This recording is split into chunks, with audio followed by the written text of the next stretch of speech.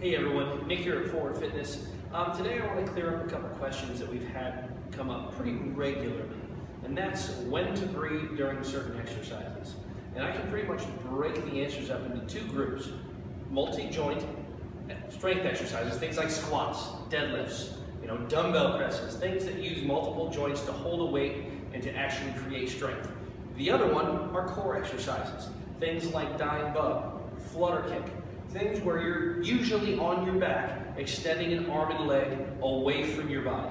So those are the two types of breathing that we're going to talk about. Suzanne's here today, and I'm going to go over some of those strength movements, particularly the squat and the deadlift. So she's going to start with the squat. The breathing in the squat is going to be in as she drops down, out as she comes up.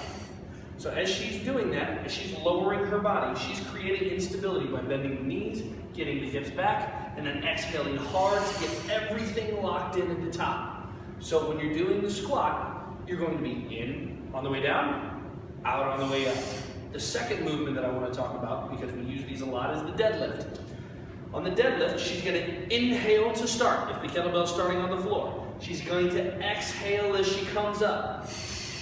Nice and hard so that I know that her core is turning on. And now she hinges back down, again, creating instability in the spine here, the hips and the knees because they're bent, exhaling as she comes up. So that's how we do a lot of our strength moves. Thanks, Suzanne. Not only with squats and deadlifts is that breathing going to be beneficial, but things like dumbbell presses, bench presses. You're inhaling as you're lowering the weight, same as a squat and a deadlift. You're exhaling as you push or as you lift the weight up to make sure that everything's solid, you got a nice strong base underneath you. The second wave of exercises that I'm going to talk about, core stability exercises. We do a lot of things on our backs, dying bugs, flutter kicks, different things like that. I'm going to have Suzanne come back up here and join me. We're going to go over a dying bug. Most of these exercises require us to create tension in our core by taking a body part away from the midsection. Okay, so she's going to start in dying bug, hands up, knees up. What she's going to do now is extend opposite arm and leg. As she's doing that, she's going to exhale really hard. Go ahead. Very nice. And then she'll inhale as she comes back. Go ahead. Very nice.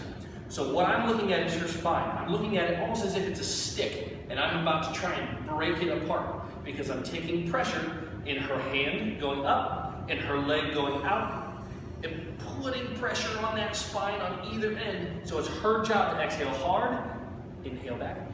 Exhale hard to keep that stick from bending up. So I'm trying to keep her back. You can actually see my hand underneath there. I'm trying to keep her back from doing that. That's why we exhale. Thanks a lot, Suzanne.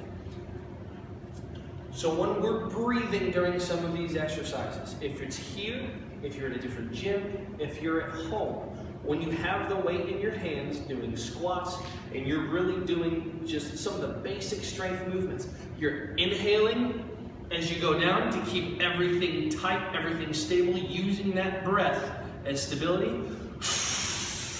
Exhaling hard as you come up. Same goes for dumbbell press, same goes for deadlift. When you're doing core exercises, you're inhaling as you start, and then you're exhaling as you lower your hands or raise your hands over your head, getting everything away from the midline of your body. So now when you're on your own, start to think, am I moving away from the midline of my body, or is the weight staying centered or near my body where I can exhale as I'm pushing or lifting? Okay? Think about those things the next time you do your workout.